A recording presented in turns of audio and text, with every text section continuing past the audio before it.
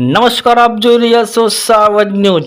ગુજરાત પ્રદેશ કોંગ્રેસ સમિતિ શંખેશ્વર દ્વારા મામલતદારશ્રીને આવેદનપત્ર આપવામાં આવ્યું।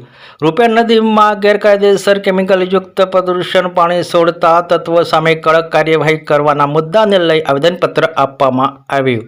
શંખેશ્વર કોંગ્રેસ દ્વારા આવેદનપત્ર આપતા મામલતદારશ્રીને રજૂઆત કરવામાં આવી કે રૂપિયા નદીમાં છેલ્લા કેટલાય સમયથી અજાણા લોકો દ્વારા ઔદ્યોગિક એકમો દ્વારા ગેરકાયદેસર કેમિકલયુક્ત પ્રદૂષણવાળું પાણી છોડવામાં આવી રહ્યું હોવાનું જાણવા મળેલ છે, જેના કારણે નદીનું પાણી ગંભીર રીતે પ્રદૂષિત થઈ રહ્યું છે। આ પ્રદૂષિત પાણીથી ખેડૂતોની ખેતીના પાક તેમજ પશુપાલકોને નુકસાન થઈ રહ્યું છે, સાથે પર્યાવરણ, જળચર જીવસૃષ્ટિ અને સામાન્ય જનતાના આરોગ્ય માટે પણ ગંભીર અસર થવાની ભીતિ છે।